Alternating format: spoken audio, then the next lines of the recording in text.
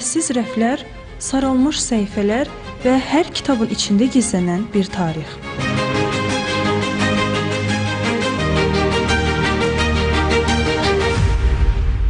Bu məkanda minlərlə ikinci əl kitab yeni oxucusunu gözləyir. Hətta bəziləri nadir nəşrlərdir. Elektron kitabların artmasına baxmayaraq, kağızın qoxusunu, səhifələrin səsini sevənlər hələ də az deyil. Bəzən bir kitab təkcə mətn deyil, kiminsə keçmişidir.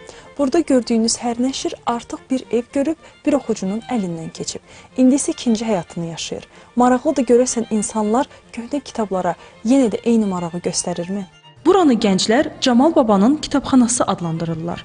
Camal Baba deyir ki, son illər ikinci əl kitablara maraq yenidən artmağa başlayıb. Xüsusilə tələbələr və kolleksiya həvəskarları tez-tez bu ünvana üst tutur. Qiymətləri münasib olması və nadir kitabların tapılması bu balaca kitabxananın müştərilərinin sayını da artırıb. Klassiklərə maraq həmişə var, dayanmadan artır. Bir də 10 minə yaxın kitab var burada. Bütün səpkidə, yəni bütün mövzularda, elmi, tarixi, fəlsəfi, bədii ədəbiyyat, yəni əksəriyyət ikinci əldir, təzə nəşrlər də gəlib çıxır. Əsas biz ikinci nəşr. Bu məkanda təkcə kitablar deyil, musiqi tariximiz də qorunur. Minlərlə vinil, plastinka, onların arasında Azərbaycan musiqisinə aid nadir yazılar var. Hər plastinka bir dövrün səsidir, muğamdan estrada musiqisinə qədər.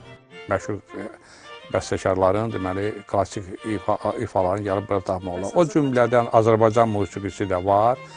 Azərbaycan musiqisi qədim dövrdən, muğamımızdan tutulmuş, daha bugünkü müasir dövrə qədər olan, deməli, bəstəkar ifaları, klassik Azərbaycan musiqisi burada əldə eləmək mümkündür.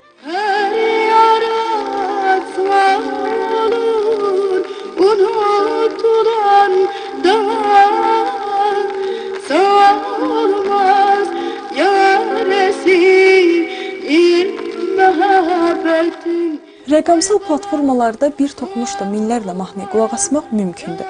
Amma bu musiqini dinləmək isə tam başqa hissdir. Bu vinillərin cızıltısı səsi sanki insanı illər əvvəl aparır.